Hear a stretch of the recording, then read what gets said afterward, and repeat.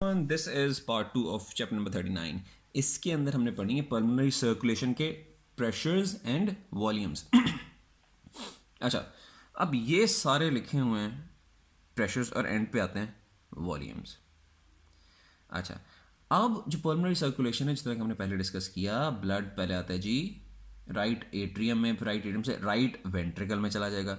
Right ventricle के बाद blood कहाँ जाएगा? पल्मोनरी आर्टरी में। पल्मोनरी आर्टरी से आगे ब्लड घूम के कहाँ पे जाएगा? आर्टरी के बाद क्या आती है? वेन, और वेन से पहले के बीच में आती है कैपिलरीज। तो बेसिकली पल्मोनरी आर्टरी के बाद जाएगा पल्मोनरी कैपिलरीज में, और फिर पल्मोनरी कैपिलरी से ब्लड जाता है पल्मोनरी वेन्स में, और वहाँ से पल्मोनरी वेन से होता होता ये लेफ्ट एट्रियम के अंदर चला जाता है। ठीक है, राइट वेंट्रिकल से पल्मोनरी आर्टरी में गया, पल्मोनरी आर्टरी से पल्मोनरी कैपिलरीज में गया, पल्मोनरी कैपिलरी से पल्मोनरी वेन्स वीनस साइड पे चला गया, और वहाँ से पल्मोनरी वेन से होके ये चला गया लेफ्ट एट्रियम में। तो इन सारी जगहों पे कितना कितना ब्लड प्रेशर होता है ये बताना है बेसिकली। चलो जी, अभी डिस्कस कर लेते हैं। राइट वेंट्रिकल का प्रेशर कितना है? मैं आपसे पूछूं कि लेफ्ट वेंट्रिकल का प्रेशर कितना था, तो क्या कहेंगे? तो लेफ्ट वेंट्रिकल का प्रेशर था 120 मिलीमीटर ऑफ मर्क्यूरी तक जाता है, और काम होके 0 मिलीमीटर ऑफ मर्क्यूरी तक आ जाता है। तो लेफ्ट वेंट्रिकल का प्रेशर था 120, जो 120/80 मिलीमीटर ऑफ मर्क्यूरी, जो नॉर्मल ब्लड प्रेशर हमारा, उसका 120 कहाँ से आता है? वेंट्रिकुलर कॉन्ट्रैक्शन से आता है ना, लेफ्ट वेंट्रिकुलर कॉन्ट्रैक्शन से आता है। तो वही लेफ्ट वेंट्रिकल का प्रेशर है 120, और नीचे वाला कितना है? Diastolic 0, that is 120/0 millimetre of mercury. अच्छा, अब उसके कंपैरिजन से देखें तो राइट वेंट्रिकल का प्रेशर जो अब हम डिस्कस करने लगे हैं वो बहुत थोड़ा है। लेफ्ट वेंट्रिकल का प्रेशर था 120/0, राइट वेंट्रिकल का प्रेशर है 25/0 to 1 मिलीमीटर ऑफ मर्क्यूरी। यानी कि राइट वेंट्रिकल का प्रेशर सिस्टली में, या राइट वेंट्रिकुलर सिस्टोलिक प्रेशर कितना है? 25 मिलीमीटर ऑफ मर्क्यूरी। और राइट वेंट्रिकल का प्रेशर डायस्टली में कितना होता है? 0 to 1 मिलीमीटर ऑफ मर्क्यूरी। तो that is 25/0 to 1 millimetre of mercury. ठीक है, अब वेंट्रिकल इतना पुश आगे, इतने प्रेशर से आगे फेंक रहा है ब्लड इन पल्मोनरी आर्टरी। जितने प्रेशर से राइट वेंट्रिकल सिस्टली में ब्लड फेंकेगा, एग्जैक्टली उतना ही प्रेशर पल्मोनरी आर्टरी का सिस्टोलिक प्रेशर होगा। तो राइट वेंट्रिकल का सिस्टोलिक प्रेशर अगर 25 मिलीमीटर ऑफ मर्क्यूरी है, तो पल्मोनरी आर्टरी का सिस्टोलिक प्रेशर भी 25 मिलीमीटर ऑफ मर्क्यूरी होगा। Same as the case of left ventricle का systolic pressure 120 millimetre of mercury था, और उसी तरह वो आगे एओर्टा में फेंक देता है। तो एओर्टा का भी फिर 120 मिलीमीटर ऑफ मर्क्यूरी हो जाता था, और वही 120 मिलीमीटर ऑफ मर्क्यूरी आपके आगे सारी सिस्टमिक वेसल्स में जाता है, जो कि आप नोट कर लेते हैं the form of blood pressure in brachial vessels. ठीक, अच्छा जी, अब पल्मोनरी आर्टरी का भी 25 मिलीमीटर ऑफ मर्क्यूरी हो गया। अच्छा, अब पल्मोनरी आर्टरी का डायस्टोलिक प्रेशर कितना है? वो डेफिनेटली वो 0 नहीं होगा, क्योंकि पल्मोनरी आर्टरी में इलास्टिक रिकॉयल होता है जो कि डायस्टोलिक प्रेशर बनाता है। तो पल्मोनरी आर्टरी का सिस्टोलिक प्रेशर है 25, same as right ventricle, but pulmonary artery का डायस्टोलिक प्रेशर है 8 मिलीमीटर ऑफ मर्क्यूरी। 8 से नीचे नहीं जाता। सो इन शॉर्ट हम कहेंगे कि राइट वेंट्रिकल का प्रेशर कितना हुआ? 25/0 to 1, और इसका इसका क्या हम कहेंगे? पल्मोनरी आर्टरी का 25/8 मिलीमीटर ऑफ मर्क्यूरी। तो अगर हम मीन की बात करें, पल्मोनरी आर्टरी का मीन प्रेशर कितना है, तो जाहिर बात है वो 25 और 8 के बीच में होगा। That is 15 millimetre of mercury. ठीक है, एंड यू नो कि mean pressure is not exactly उसका मैथमेटिकल मीन नहीं होता, उसका सेंटर नहीं होता। That is tilted more towards diastolic pressure, क्योंकि डायस्टली लंबी होती है। ठीक है, तो इस वजह से पल्मोनरी आर्टरी का मीन प्रेशर क्या है? 15 millimeter of mercury. That is between 25 and 8, but more towards 8 than 25. ठीक है, so pulmonary artery systolic pressure is 25, diastolic is 8, and mean is 15. Fit हो गया। अच्छा, पल्मोनरी आर्टरी से अब आगे आगे जैसे ही हम मूव करते जाएंगे ब्लड प्रेशर कम होता जाएगा, डेफिनेटली कम होता जाता है। तो मीन प्रेशर 15 है अगर पल्मोनरी आर्टरी में, तो पल्मोनरी कैपिलरीज का मीन प्रेशर कितना होगा? डेफिनेटली 15 से कम होगा, which is 7 millimetre of mercury. तो पल्मोनरी कैपिलरीज का मीन प्रेशर जो है वो 7 मिलीमीटर ऑफ मर्क्यूरी है। ठीक है, अच्छा जी, अब पल्मोनरी कैपिलरीज के बाद बात आ जाती है पल्मोनरी वेन्स की और लेफ्ट एट्रियल प्रेशर की। ठीक है, अब ये तमाम प्रेशर, यहां मैं बात रोकूंगा, ये तमाम प्रेशर हम मेजर किस तरह करते हैं? ब्लड प्रेशर मेजर करने का तरीका क्या है? राइट वेंट्रिकल का प्रेशर हमने किस तरह मेजर कर सकते हैं? उसका एक ही तरीका है कि हम राइट वेंट्रिकल के अंदर कोई प्रोब डालें और वो प्रेशर मेजर करें। अब प्रोब किस तरह डालें? यहाँ चेस्ट से सीधा प्रोब अंदर डाल दें? नो, वीनस साइड से कैथीटर पास करते हैं और उस कैथीटर के ऊपर आगे ब्लड प्रेशर मेजरिंग डिवाइस लगी हुई है। ठीक है, कैथीटर किस तरह, फॉर इंस्टेंस हमने वीनस असेस ले ली है आपकी किसी भी मेजर वेन से, जिस तरह के हम एंजियोप्लास्टी करते हैं, एंजियोग्राफी करते हैं, उसके अंदर क्या करते हैं, किसी ना किसी पेरिफेरल वेसल से, फॉर इंस्टेंस यहाँ से हमने असेस ली और एक प्रोब डाल दिया अंदर, और वो प्रोब जाता जाता जाता चलता चलता चलता जाके हार्ट के अंदर पहुँच जाता है। ठीक है, अब अगर वीनस साइड से हम कोई प्रोब डालेंगे और उसको हम आहिस्ता आहिस्ता कैथीटर को मूव करते जाएंगे आगे आगे आगे आगे, तो वीनस साइड कहाँ पे फाइनली एंड होती है जाके? राइट एट्रियम में। सारा वीनस घूम के राइट एट्रियम में जाता है ना, तो हम किसी भी मेजर वेन से अगर एंटर हों कैथीटर डाल के, तो राइट एट्रियम के अंदर एंड होगा। तो इस तरह, और अगर उस कैथीटर के आगे छोटा सा कोई digital blood pressure measuring device लगी हुई है, सेंसर लगा हुआ है, तो वहाँ पे प्रेशर मेजर कर लेगा। तो वो राइट वेंट्रिकल के अंदर जाएगा, सॉरी राइट एट्रियम के अंदर जाएगा, तो राइट एट्रियम का प्रेशर मेजर कर देगा।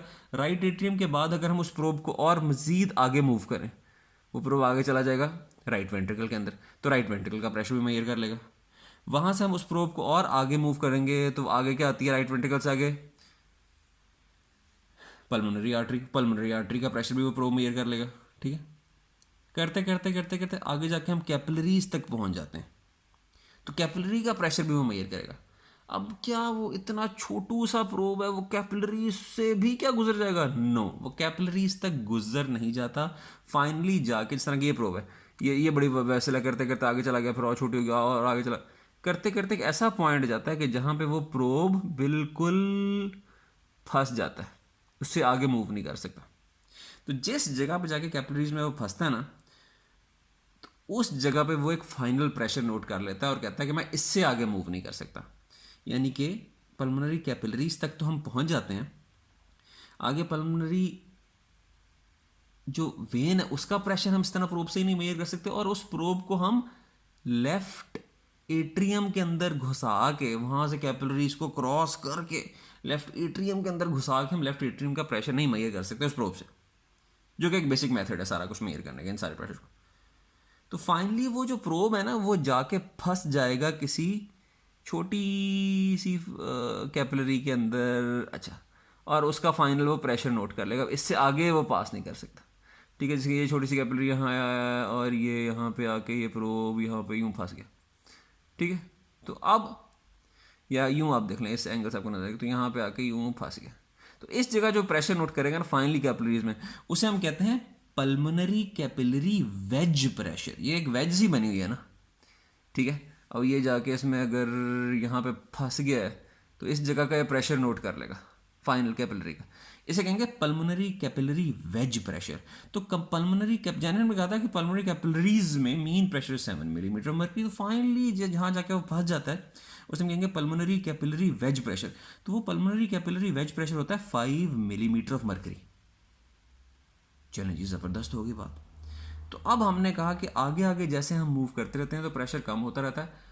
अब पल्मोनरी कैपिलरी वेज प्रेशर से आगे पल्मोनरी वेन आएगी, और पल्मोनरी वेन से आगे हमारे पास आएगा लेफ्ट एट्रियम। तो इसका मतलब है कि पल्मोनरी वेन और लेफ्ट एट्रियम का प्रेशर जो है वो पल्मोनरी कैपिलरी वेज प्रेशर से कम ही होगा। ठीक है, तो इसका अगर 5 मिलीमीटर है, मिलीमीटर ऑफ मरकरी है प्रेशर, तो maximum left atrial pressure 5 millimetre of mercury तक ही हो सकता है। तो बेसिकली लेफ्ट एट्रियल प्रेशर कितना होता है? That is 1 to 5 millimetre of mercury. और एवरेज अगर हम इसकी लगा लें तो ये होता है कि 2 मिलीमीटर, अंदाजन 2 मिलीमीटर ऑफ मरकरी तक ये प्रेशर फॉल कर जाता है एट्रिया, जब हम लेफ्ट एट्रिया को पहुंचते हैं। ठीक हो गया, तो बिल्कुल यानी कि जीरो के पास ही हो गया ना, 1 तो बिल्कुल ही थोड़ा हो गया, 1 to 4 that is 2 millimetre of mercury. ठीक हो गया। अच्छा, पल्मोनरी वेन का क्या प्रेशर था? तो ये पल्मोनरी वीनस प्रेशर को कहते हैं कि pulmonary venous pressure is almost equal to left atrial pressure. तो इसलिए लेफ्ट एट्रियल प्रेशर अगर 1 to 5 मिलीमीटर ऑफ मर्करी है तो पल्मोनरी वीनस प्रेशर भी 1 to 5 मिलीमीटर ऑफ मर्करी ही है। ठीक हो गया। तो ये बेसिकली, अब पल्मोनरी कैपिलरी वेज प्रेशर इतनी औखी सी चीज़, इतनी मुश्किल सी चीज़ बनाने का फ़ायदा क्या है? बात यह है कि हम डायरेक्टली लेफ्ट एट्रियल प्रेशर को असेस नहीं कर सकते, हमने वो असेस ही पल्मोनरी कैपिलरी वेज प्रेशर के थ्रू करना होता है। तो वो अगर 5 है तो इसका मतलब मैक्सिमम वहाँ तक लेफ्ट एट्रियल प्रेशर जाएगा, और 1 से लेकर 5 तक वो फिर हम उसको ले लेते हैं, which is around average of 2 millimetre of mercury. ठीक है, तो ये तो से सारे pressures. Right ventricle is 25/0, pulmonary artery is 25/8, mean is 15, pulmonary capillary mean pressure is 7, pulmonary capillary wedge pressure is 5 millimeter of mercury, left atrial and pulmonary venous pressure is 1 to 5 millimeter of mercury and an average of 2 millimeter of mercury। तो ये आप अगर इसे एक नज़र मारें तो आपको अभी याद हो जाएगा। अच्छा, आगे एक मज़ेदार चीज़ आ रही है, और वो आ रही है जनाब के ब्लड वॉल्यूम कितना होता है लंग में। पूरी बॉडी में ब्लड वॉल्यूम का तो कुछ हिस्सा ही होगा ना at every each movement lungs के अंदर। ठीक है, तो लंग्स के अंदर ब्लड वॉल्यूम होता है 450 ml, यानी कि तकरीबन कह लेंगे 0.5 लीटर से थोड़ा सा कम। ठीक है, तो 450 ml होता है लंग्स के अंदर। अब इस 450 ml कहाँ पे डिवाइड होगा? जाहिर बात है वो पल्मोनरी आर्टरी, पल्मोनरी वेन और पल्मोनरी कैपिलरी में डिवाइड होगा। ठीक है, अब पल्मोनरी आर्टरी और पल्मोनरी वेन में एक जितना ही ब्लड वॉल्यूम होता है, दैट इज 190 ml, यानी कि 450 तो टोटल था ना, उसमें से 450 में से 190 ml पल्मोनरी आर्टरी में होता है और 190 ml ही पल्मोनरी वेन के अंदर होता है। ठीक है, तो पीछे कितना बचा? 190, 190, 380, पीछे बच गया 70 ml, तो 70 ml होता है पल्मोनरी कैपिलरीज में। इसमें सबसे इंपॉर्टेंट कौन सी फिगर है? तो सबसे इंपॉर्टेंट ये 70 ml है, क्योंकि ये पल्मोनरी कैपिलरीज वाला होगा ब्लड जो कि ऑक्सीजन और कार्बन डाइऑक्साइड गैसेस के एक्सचेंज में काम करेंगे, क्योंकि कैपिलरीज में मौजूद है, कैपिलरीज में सारी एक्सचेंज होगी ना। ठीक है, तो टोटल लंग वॉल्यूम है 450 ml, कैपिलरीज में जिसमें 70 ml है, और आर्टरीज और वेन में 190 ml है। ठीक है, अब फॉर इंस्टेंस जी किसी बंदे को कार्डिक फेलियर हो गया। कार्डिक फेलियर का क्या मतलब होता है? कार्डिक फेलियर का मतलब ये होता है कि हार्ट सही तरह ब्लड पंप करके सारी बॉडी को नहीं भेज रहा। अब अगर left side of heart blood pump करके सारी बॉडी को नहीं भेजेगा तो वो ब्लड कहाँ पे इकट्ठा होगा? वो तो पीछे से लंग से आता है ना लेफ्ट साइड ऑफ हार्ट में, तो वो तो फिर अगर लेफ्ट साइड ऑफ हार्ट आगे पुश नहीं करेगा तो कुछ तरह की मोटर होती है, वो आगे पुश ना करे तो पीछे पूल करता रहता है, यानी कि पीछे इकट्ठा होता रहता है ब्लड, तो वो इकट्ठा होता रहेगा लंग्स के अंदर। तो भाई लंग्स में तो 450 ml ऑफ ब्लड सिर्फ आ सकता है जी नहीं। In the case of cardiac failure ये जो 450 ml है ये 100% भी अमाउंट इंक्रीज हो सकती है, यानी कि कार्डिक फेलियर में ये 450 ml की बजाय ये कोई 900 ml या अराउंड लीटर तक भी पहुंच सकती है बात। ठीक है, तो ये थे हमारे सारे पल्मोनरी सर्कुलेशन के प्रेशर्स एंड वॉल्यूम्स।